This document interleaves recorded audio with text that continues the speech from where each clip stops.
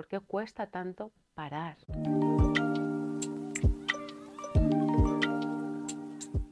Perder el tiempo es todo un lujo. Y con perder el tiempo nos referimos a poder tener tiempo para no hacer nada. Es habitual que a las personas les dé miedo no hacer nada. Vamos a usar esta idea para una reflexión acerca de tocar el vacío, tocar esa sensación de no saber quién eres, que es lo que normalmente se trata de evitar. Por eso lo que de alguna forma se vende socialmente es que eres exitoso si tienes muchos planes, si tienes la agenda ocupada, si no tienes tiempo libre. Y con tiempo libre no me refiero tiempo para cuestiones de ocio, porque incluso eso se puede considerar lujoso, sino tener el tiempo suficiente como para perder el tiempo, o al menos tener la capacidad de saber perder, entre comillas, entendámoslo, el tiempo. Cuando hablo de perder el tiempo me refiero a poder parar sin ninguna pretensión, porque he observado que hay algunas personas a las que le da miedo o les genera incomodidad parar o no tener un plan o estar en ese vacío de no hacer nada. Término que en el arte se conoce como horror vacui, ¿no? El miedo al vacío, a dejar espacios vacíos. Pues ese horror vacui trasladado a la acción, al día a día, a la vida. Sin embargo, aquí la paradoja es que no es posible no hacer nada. Aunque estés activamente haciendo nada, eso no es posible. Hay algunas enseñanzas que hablan de que no hay nada que hacer, de que pares. Y hay personas que cuando escuchan este tipo de afirmaciones lo que se preguntan con cierta angustia es, entonces no voy a hacer nada, ¿qué tengo que hacer? ¿Estar todo el día sentado en una silla? Sí y no, porque incluso la pretensión de no hacer nada ya estás haciendo y esa es la paradoja. Pero la mente humana, la mente intoxicada de pensamientos, porque la mente está muy intoxicada de pensamientos, le aterra la sencilla idea de no tener que hacer, cuando eso debería ser el premio, el beneficio, el regalo. No hay nada que hacer. Pero para salir de ese estado de vacío existencial, ¿qué es lo que suele hacer la mente para huir de ahí, de esa incomodidad que le genera? Irse al pasado o irse al futuro, siempre a costa de no estar en el presente, de no estar en el momento actual y si acaso 1 o 2 minutos por delante del momento presente, 5 como mucho. No hacer nada es sentarte a hacer un té, observar cómo se calienta el agua, echar el agua en la taza, dejar que esa infusión infusione, colarla tranquilamente y bebértela mirando por la ventana. Eso es no hacer nada. Y en el no hacer nada ya estás haciendo inevitablemente. Si estás con alguien surge una conversación. Si estás solo surgen ideas que no te surgirían cuando estás en esa cárcel, porque es una cárcel mental de estar o en el pasado o en el futuro. Estar o en el pasado o en el futuro constantemente te está privando de cualquier tipo de pensamiento creativo, de cualquier tipo de intuición, de cualquier tipo de conexión más allá de, insisto, de esa mente intoxicada que puedes tener. Si sois de los que os permitís no hacer nada, estupendo. Esta reflexión va para que entendáis el valor que tiene ese perder el tiempo, como lo estamos llamando. Y si eres de los que les da miedo el pararse y no hacer nada, o que ven cómo rápido su mente se va a su estado habitual de sobrepensar, sobrepensar no es pensar en absoluto. Te invito a que cuando tu ansiedad, tu incomodidad, tu nerviosismo te lleve a cubrir y a tapar cada minuto de tu tiempo con algo, con algún tipo de actividad, cuando esté ese tirón que te dice haz algo, ya sea comer, ya sea hablar con alguien, ya sea coger las redes sociales para hacer scroll, es decir, para perder el tiempo, pero sin ser consciente de que pierdes el tiempo, ya sea salir a la calle, lo que sea que tú utilices para tapar tu tiempo, cuando tengas ese tirón, párate 2 minutos más, quédate ahí. Te invito a estar un poquito más de tiempo, a posponer ese placer de comerte un trozo de chocolate, a posponer la adicción que tienes por mirar TikTok, a posponer esa ansiedad por escribir un WhatsApp, por hacer una llamada, por poner una serie, Pues ponlo, párate, disfruta de lo que tienes ahora. Un truco que puede servir es pararte a recordar de qué estás agradecido que tienes y que probablemente hayas olvidado porque estás más preocupado por el futuro o con ansiedad o tristeza por el pasado, el sentimiento de pérdida por lo que ya fue y no volverá, o el sentimiento de ansiedad por lo que vendrá y no controlas. Salte de ahí. Quédate un ratito simplemente observando qué tienes que valoras, qué hay actualmente en tu vida que valoras, qué hay actualmente en tu vida que agradeces, qué tienes actualmente en ti que, que te olvidas muchas veces de que lo tienes. Piensa en ello, obsérvalo y mira cómo cuando estás ahí se va construyendo un presente. Hay ideas que surgen, hay sensaciones que surgen que, insisto, no te habrían surgido si no hubieras parado. Realmente siento que perder el tiempo es todo un lujo, pero que es un lujo tan accesible que la gente no toma y se distrae con lujos futuros. Quizás parezca que no tenga relación, pero justo además estaba hablando esta mañana del tema de pedir créditos, cómo muchas veces se piden créditos, se piden préstamos de dinero para obtener algo que no podrías pagar actualmente. Si no lo puedes pagar, es que no lo mereces o no lo crees merecer de momento. Entonces, ¿por qué no esperar? ¿Por qué no darte tiempo? ¿Por qué no reflexionar de si eso que tienes ansiedad por comprar realmente lo necesitas? Porque estoy segura que un porcentaje muy alto de ese tipo de artículos que se compran a través de un préstamo, a través de una financiación, que es otra forma de préstamo, realmente no los necesitas. Un nuevo móvil, un robot de estos que limpian el suelo, un coche, no lo sé, pero seguro que no son necesarias. Entonces el hecho de parar y no ir rápido a esas facilidades que nos ponen, porque una financiación o un préstamo de consumo que nos ofrecen con tanta facilidad siempre tiene una letra pequeña, siempre tiene una trampa, o bien unos intereses altísimos, o bien que se te mete en la rueda de consumo. El nuevo iPhone lo necesito. No, no lo necesitas. Cualquier otro móvil hace exactamente la misma función. Ahora, ¿que quieres un iPhone? Bien, cómpratelo, pero con tu dinero actual. No lo financies, no pidas un préstamo. Si tienes 1.000 euros, cómpratelo, por supuesto. Pero si no lo tienes, es que no lo necesitas. No es vital para ti. Y para mí el hecho de las compras compulsivas y de vivir por encima de las posibilidades de uno es otra forma de tapar el vacío. Y si os dais cuenta, cuando tratamos de huir del presente y de tapar el vacío, siempre es a costa de hacernos un daño en el futuro. Es decir, muchas veces hemos olvidado que lo que nos diferencia a los seres humanos de los animales es la capacidad de postergar el placer. Cuando no sabemos postergar el placer, que sepamos que la deuda la estamos pagando en un futuro. Así es como funciona un préstamo de consumo. ¿Quieres ya tu iPhone? Vale, toma 1.000 euros. Pero el iPhone no te va a costar 1.000 euros, te va a costar esos 1.000 euros más un 12% de intereses. ¿Por qué no pararse en el ejemplo del iPhone y decir, bueno, ¿tengo 1.000 euros extra para gastarme? No. Vale, eso me lleva al siguiente pensamiento. ¿Necesito un iPhone? No, ya tengo un móvil que me funciona. Vale. Entonces, ¿qué debería hacer si realmente, aun sabiendo que tengo un móvil que me funciona, quiero un iPhone? Pues debería encontrar la fórmula para o bien generar más ingresos o bien para tener un método de ahorro que me permita priorizar gastos y así poder tener en un plazo de a lo mejor 6 meses o un año, lo que yo necesite, esos 1.000 euros para comprarme el iPhone. ¿Veis? Tengo mucha ansiedad, necesito chocolate ya. Vale.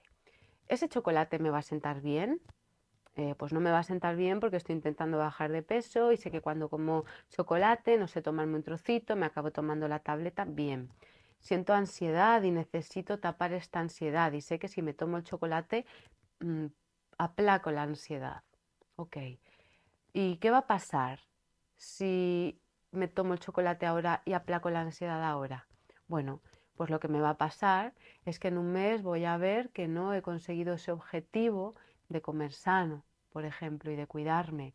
Y veo que el chocolate me genera un pico de azúcar en el que me siento bien los primeros 10 minutos, pero los siguientes me siento mal. tengo un bajón, necesito más azúcar, o bien me cae pesado y duermo mal y tengo pesadillas, de modo que al día siguiente estoy destrozado, tengo un mal día, ya empiezo mal el día, ya desayuno mal o tomo más café del que normalmente tomaría porque necesito alguna sustancia excitante para poder sostenerme en el día porque si no, no me sostengo. ¿Veis? Todo lo que sea evitar la molestia o la incomodidad ahora se convierte en un dolor futuro. O bien me meto en una vorágine de mala alimentación, de depresión, lo cual me lleva a estar mal de salud. Estar mal de salud me lleva a tener menos lucidez mental, tener menos lucidez mental me lleva a tomar peores decisiones, tomar peores decisiones me lleva a no ser eficiente laboralmente, no ser eficiente laboralmente me lleva a tener dificultades económicas. Tener dificultades económicas me lleva a tener que pedir un crédito de consumo, un préstamo de consumo que luego me lleva a pagar unos altos intereses, con lo cual gasto mucho más de lo que hubiera gastado si a lo mejor sencillamente hubiera ahorrado. Y todo esto se puede cambiar por un pequeño detalle como decidir no tomar algo que me daña, por ejemplo. Hablo del ejemplo de la alimentación porque es el más tangible, pero esto aplica también a decisiones emocionales, a decisiones racionales. Este ejemplo me viene también con la complacencia. Me invitan a ir a un evento. No me apetece ir al evento, pero voy porque me da miedo decir que no. Como me da miedo decir que no, voy a pesar de que no me apetece. No me apetece y voy a un evento en el que bebo y como de más, lo cual no era algo que aparentemente quería. Entonces ya tras noche me acuesto a las 3 de la mañana. Me acuesto a las 3 de la mañana y estoy cansado. Al día siguiente en mi trabajo cometo un error y me bajan el sueldo o me regañan o me despiden o lo que sea. Lo llevo un poco al extremo, ¿vale? No tiene que ser así.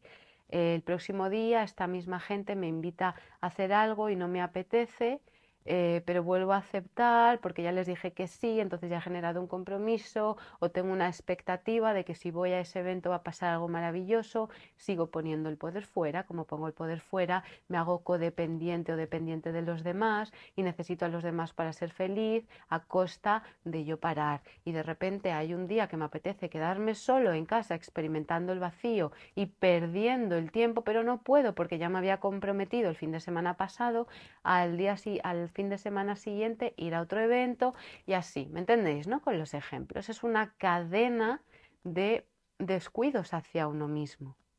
Cuando hablaba con una persona la semana pasada que estaba tocando ese vacío y quería taparlo rápido, hacer algo, y le invitaba a parar, y le decía, si ahora necesitas irte rápido a correr, literalmente quería irse a correr, a hacer deporte, párate, no lo hagas. Ve a correr después si quieres, o mañana si quieres, pero ahora párate. Ahora mismo, por el estado en el que estaba, una serie de circunstancias en las cuales no voy a entrar, por no entrar en demasiados detalles, ahora mismo no te conviene hacerlo, párate. Entonces me puse a hablar con esta persona y reflexionaba, ¿no? Cómo al pararse se dio cuenta de que lo que realmente le asustaba era la idea de la muerte. Entonces no se podía permitir parar, porque parar y no irse a correr o no ocupar su tiempo de alguna forma le hacía contactar con el miedo profundo que tenía a la muerte. Ese miedo profundo que tiene a la muerte tiene que ver con la incredulidad o el escepticismo que siente acerca de la idea de que la muerte no es el final. Y a veces he hablado este tema con esa misma persona, de que ponle que no puedes constatar que la muerte no es el final. Y hay dos opciones de vivir. Vivir toda tu vida con miedo a morir, pensando que la vida no tiene sentido porque es vivir unos años para al final morir y fin de la historia, lo cual le genera mucha ansiedad, lo cual le hace tener que tapar su vacío, tener que ocupar el tiempo, porque si no lo ocupa, contacta con esa sensación tan dolorosa, o bien tener la fe o al menos abrir las puertas a la creencia de que la muerte no es el final. De hecho, esta persona decía que le daba mucho miedo que la vida acabara, de alguna forma sublimando la experiencia. Y yo le decía, es como empezar a ver una película y estás viendo los créditos que ponen al comienzo de la película y dices, ay, por favor, que los créditos no acaben, que los créditos no acaben, me da mucha ansiedad que los créditos no acaben, porque después de los créditos, uff, qué es lo que va a haber y no sé lo que va a haber y no creo que haya nada, nada mejor que los créditos o las productoras, ¿no? Que ponen al principio de la película. No creo que haya nada mejor que ver las productoras de la película. No, no, no. Si lo que estás viendo que te parece sublime y maravilloso, realmente es lo peor de la historia. No lo peor en términos peyorativos, sino que es simplemente una pequeña muestra de todo lo bueno que viene después. Las productoras o el nombre de los actores es simplemente el preámbulo para todo lo que te espera, que es esa historia, que es esa película de la que vas a disfrutar. Entonces, metafóricamente, eso es a lo que me refiero. Esta vida es simplemente el preámbulo, es una pequeña muestra de una pequeña porción en la que venimos a hacer algo muy específico que tiene que ver con el desarrollo de la conciencia y el aprendizaje para todo lo demás, que es mucho más, son otros planos de conciencia que nos ofrecen otros niveles de experiencia de aprendizaje. Eso decía esta persona, ¿no? Que lo que quería era mejorar mucho, mucho, mucho en la vida. Por eso quería o hacer deporte o pensar cómo poder mejorar su conocimiento, entendiendo ese conocimiento como intelecto, más datos que llenar la mente, no conocimiento como sabiduría, como reflexión. Quería más datos sobre cuestiones que simplemente te aportan datos, pero no te aportan sabiduría, porque si con todo ese cúmulo de datos sigues teniendo pánico por la muerte o miedo a tocar el vacío, creo que no son de gran utilidad esos datos para la persona. Quería todo el tiempo mejorar su vida, porque decía que sentía que si no mejoraba su vida, no tenía sentido esta experiencia para luego morir. Y es más, le comentaba, creo que más bien necesitas mejorar, entre comillas, porque no era una mejora real, era un tapar la ansiedad. Necesitas mejorar tu vida, lo que llamas mejorar tu vida, para no sentir el pánico que te da tu idea falsa acerca de la experiencia. ¿Cómo no vas a sentir miedo y ansiedad si piensas que esta vida simplemente es un paseo para llegar a la nada, como se imagina esta persona la muerte? ¿Cómo no vas a sentir pánico? Ese mismo pánico lo experimentó muy fuerte durante el COVID, porque al final toda esa historia del COVID que vivimos eh, hizo a esta persona tocar realmente el profundo miedo que le suponía pensar que la muerte estaba cerca, con esa interpretación de la muerte que tenía acerca de la muerte como la nada. Me quedo ahí en un nada flotando. Decía, voy a desaparecer, porque de alguna forma asocia la conciencia al cuerpo físico. Y es que no, básicamente la conciencia va al mismo lugar que va cuando duermes por la noche. O sea, es tan absurdo. Tener miedo a la muerte no es absurdo, ¿vale? No lo estoy criticando, lo comprendo, porque por muchas vías está vetado el conocimiento de lo trascendente o bien está ridiculizado, ¿no? Como que son tres locos los que creen que la muerte no es el final. Sé que somos muchos locos, ¿vale? Pero en cómputo global creo que hay más personas que no lo consideran así, o más bien el mensaje colectivista va un poco negando esa realidad precisamente para mantener al ser humano con miedo. El miedo y la culpa son las frecuencias más bajas del pensamiento, ¿no? Y hace que de esa forma te tragues cualquier historia que te vendan, cualquier historia de miedo, desde virus, enfermedades, guerras, etcétera, etcétera, etcétera. Es decir, quieren mantener a la sociedad en ese miedo para así ser altamente manipulable, como de hecho es. Y alguien manipulable entra muy rápido a la rueda de consumo y necesitará ese nuevo iPhone, por lo cual dependerá otra vez de un préstamo hipotecario de los bancos para tener dinero, etcétera, etcétera, etcétera, ¿no? Un poquito toda la cadena que hemos comentado. Entonces, bueno, pues básicamente esa persona con este miedo, al final lo que estaba huyendo era de reflexionar acerca de, ¿tiene sentido que la muerte sea el final? ¿Tiene sentido que eso acabe? Por eso yo le usaba la metáfora de los sueños, ¿no? Sería tan absurdo como si cada noche que te fueras a ir a dormir dijeras, no, no, no, no, no, por favor, no me quiero ir a dormir porque entonces voy a desaparecer, porque cuando duermo, si no tengo una conciencia física, si me olvido de mi cuerpo y estoy en ese plano de sueños, en otro plano de conciencia, entonces dejo de existir. ¿A que nadie tiene miedo a eso? Aquí nadie tiene miedo a quedarse dormido. Es más, qué placer da cuando ya estás harto de estar en este plano de vigilia, irte a echar un sueñecito y poder estar en otro plano de realidad con otro nivel de conciencia, ¿no? Necesitamos estar todo el tiempo oscilando entre la vigilia y el sueño para que no se haga tan pesada la experiencia. No es sano estar demasiado tiempo durmiendo, pero tampoco es sano estar demasiado tiempo despierto, porque nuestra experiencia es dual y necesitamos estar en ambos planos y conectados a diferentes cuerpos, cuerpo físico, cuerpo astral, es decir, a distintos cuerpos, a distintos planos de realidad. Y básicamente lo que esta persona se planteaba a nivel más profundo cuando en lugar de irse a correr se paró a pensar y a conversar fue, ¿para qué ser feliz si vas a morir después? Es como que no merece la pena ser feliz. Y en ese momento me venía la frase típica y tópica, pero completamente cierta, que dice, la vida es lo que pasa mientras haces otros planes, mientras tú estás pensando acerca de la muerte, o más bien mientras tú estás huyendo de darte cuenta de la potencial nimiedad de la existencia,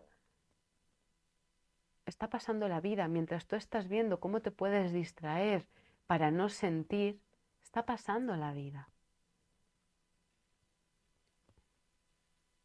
Y bueno, y la trampa de la mente para sacarte de esa reflexión profunda que te llevaría a conclusiones lógicas, como lo que os comentaba hace un rato, ¿no? Tienes la opción de vivir toda la vida pensando que la muerte es el final y entonces voy a hacer muchas cosas para no pensar que la muerte es el final, pero sin embargo tener presente todo el tiempo que voy a morir y que la gente a mi alrededor va a ir muriendo, o pensar que la muerte sencillamente es una transición que todos vamos a vivir y que nos sirve como referencia para darle un sentido profundo a esta experiencia. Como sé que voy a morir, voy a tratar de relativizar lo que no es una preocupación en esta vida y de disfrutar más de la esencia de la experiencia.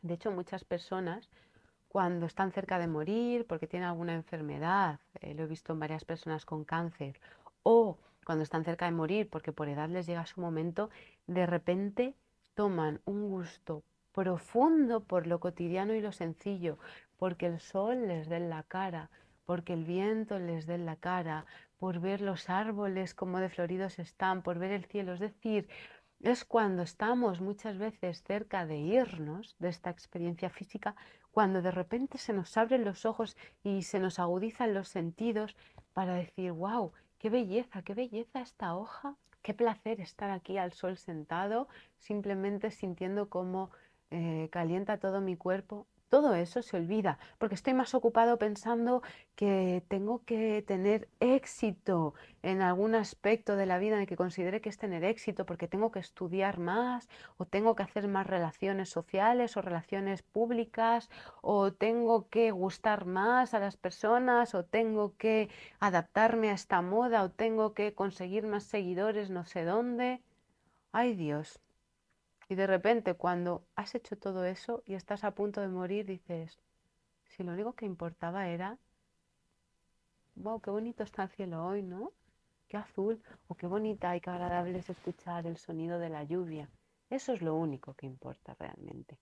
Y con esto no quiero decir que os convirtáis en unos vegetales humanos, de estar así parados, haciendo la fotosíntesis. No, no, no, no tiene nada que ver con eso. Entiendo que a buen entendedor no hace falta matizarlo, sino más bien tiene que ver con aprende a vivir en distintos niveles. Es decir, aprecia la suerte que tenemos de que cada día salga el sol, también aprecia si quieres progresar laboralmente o mejorar tus relaciones o mejorar tu vida en algún aspecto, hazlo, pero trata de hacerlo desde el propio goce de disfrutar del camino, no desde el placer que tú interpretas que llegará cuando alcances esa meta. Porque, como decía la frase que acabo de comentar, la vida es lo que pasa mientras haces otros planes. No vaya a ser que buscando progresar estés en un camino de lucha Y que cuando llegues a ese objetivo que esperabas, no obtengas esa satisfacción que esperabas, porque la satisfacción está en el camino. Y si ese camino no te está dando algún tipo de satisfacción o de crecimiento o de bienestar, plantéate si es el camino adecuado. Así que plantéate si la felicidad está en el objetivo o la felicidad está en cómo vives el camino, sea el que sea.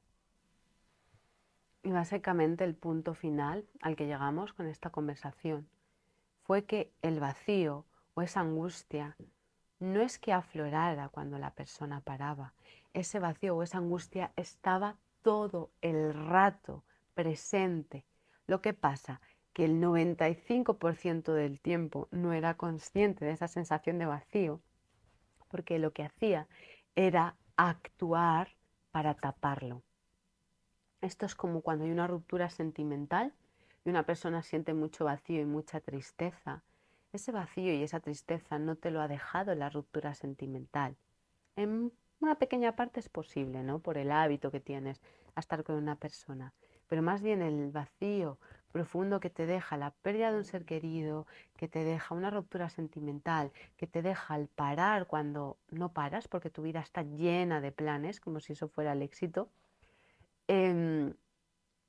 Esa angustia aflora cuando aparece un punto de inflexión, algo diferente en tu vida, pero no surge a causa de ello, sino que ya estaba. Y para mí ese es el punto importante. Cuanto más nos habituemos a tocar la ansiedad o el vacío cuando llega sin intentar taparlo, menos lo proyectaremos en situaciones o circunstancias que ocurren puntualmente, como cuando es un cambio brusco en la vida. Cambios, rupturas, finales, todo eso simplemente nos hace inevitablemente parar y que al parar nos demos cuenta de la angustia que estaba ya, no que surja a causa de, estaba ya. Por eso es importante familiarizarse con ello y dejarlo pasar. Como decían los chamanes, deja que la tristeza te atraviese como una fuerza a través de ti. No te detengas a ponerle cara o a ponerle nombre. Es simplemente tristeza, es simplemente ansiedad, es simplemente vacío, es simplemente alegría. No te detengas en ninguna emoción. Deja que todas pasen a través de ti. Disfrútalas, siéntelas, obsérvalas. Cada una tiene su tono específico y cada una tiene su función específica. No hay emociones buenas y emociones malas. Y sentir el vacío, la angustia o la incomodidad en algún momento está bien. Es parte de la experiencia física. Para eso estamos aquí. También para sentir el vacío, también para sentir la tristeza, también para sentir la ira o la felicidad o la angustia o la atracción o la pasión o lo que sea que sintamos. Todo es adecuado. Todo tiene que ver con el drama de quién soy, quién soy. Y al final no somos nada fijo. Es importante aprender a no definirse, porque si no necesitamos de acciones y de personas y de relaciones para definirnos, estamos perdidos. Porque el día que algo se salga de nuestro control, es decir, todo, y no sea como esperamos, y la reacción de alguien no sea lo que esperamos, y la retroalimentación de alguien no sea lo que esperamos, vamos a sufrir mucho. Pero deja que sea cada día lo que te defina y no vengas ya con la definición hecha. En fin, me dejaba una idea interesante, pero bueno, ya vendrá y si no la apunto para otro vídeo. En fin, espero que te haya servido y te haya gustado esta reflexión. Muchísimas gracias por acompañarme un día más. Cualquier cosa puedes escribirme a alma@animaterrible.com, encontrar toda la información en animaterrible.com o encontrarme por Instagram como anima-terrible. Espero que tengas un buen día y te mando un beso enorme.